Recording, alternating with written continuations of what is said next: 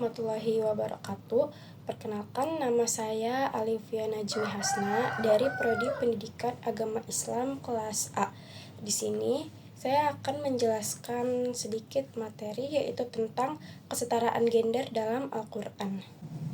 Salah satu masalah terbesar dalam pemikiran Islam saat ini adalah kesetaraan gender. Banyak mufasir tekstual yang mengatakan bahwa Al-Quran memberi hak laki-laki lebih besar daripada perempuan. Nah, metode tekstual ini sangat bergantung pada tafsir-tafsir yang dilakukan oleh orang-orang pramodern terhadap beberapa teks Al-Quran. Model interpretasi feminisme berkembang pesat pada paruh kedua abad ke-20. Sebagian besar penafsir feminisme, baik laki-laki maupun perempuan, mengkritik fakta bahwa laki-laki bertanggung jawab atas penafsiran Al-Quran. Sampai saat ini, penafsir masih didominasi oleh pria, dan sebagian besar telah membentuk paradigma pemahaman Islam dan Al-Quran. Nah, salah satu alasan mengapa perempuan tidak memiliki banyak peran di ruang publik adalah bahwa pada saat itu masyarakat Arab belum memiliki dewan atau undang-undang yang mengatur perundang-undangan di masyarakat.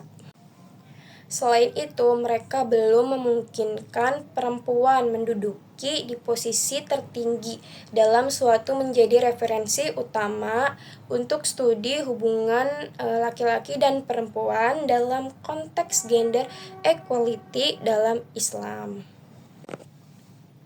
Nah, sekarang kita akan membahas pengertian gender.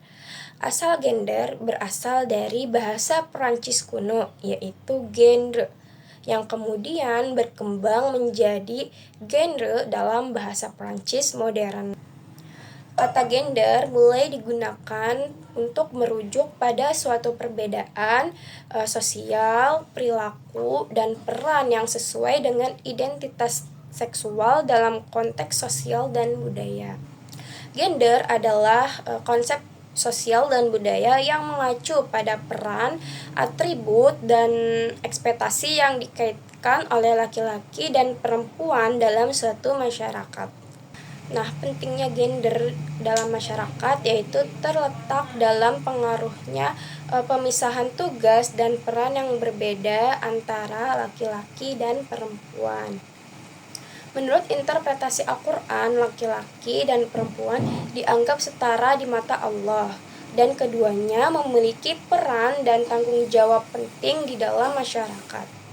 Al-Quran menekankan nilai spiritual yang sama di antara laki-laki dan perempuan sebagai hamba Allah dan juga sebagai khalifah Allah.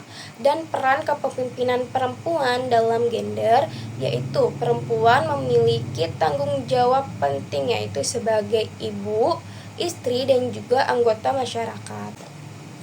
Dan beberapa ayat yang terkandung dalam Al-Quran yang berkenaan dengan kesetaraan gender laki-laki dan perempuan, yaitu yang pertama Quran Surat An-Nisa ayat 124, dan yang kedua Quran Surat An-Nahl ayat 97, dan yang ketiga atau yang terakhir yaitu Quran Surat Al-Hujurat ayat 13. Konsep kesetaraan gender dalam Al-Quran telah menjadi pembahasan di kalangan akademisi dan ulama. Al-Quran dan hadis memegang prinsip-prinsip penting yang mendorong kesetaraan gender. Misalnya, Al-Quran menyatakan bahwa laki-laki dan perempuan berasal dari jiwa yang sama dan bahwa mereka juga setara di mata Allah Subhanahu wa Ta'ala. Nah, di dalam Islam juga memberikan perhatian khusus pada hak-hak dan tanggung jawab pada masing-masing gender dengan tujuan memberikan keseimbangan dan keadilan di dalam masyarakat. Baik, mungkin itu saja yang dapat saya sampaikan. Selebihnya mohon maaf bila ada kekurangan. Terima kasih. Wassalamualaikum warahmatullahi wabarakatuh.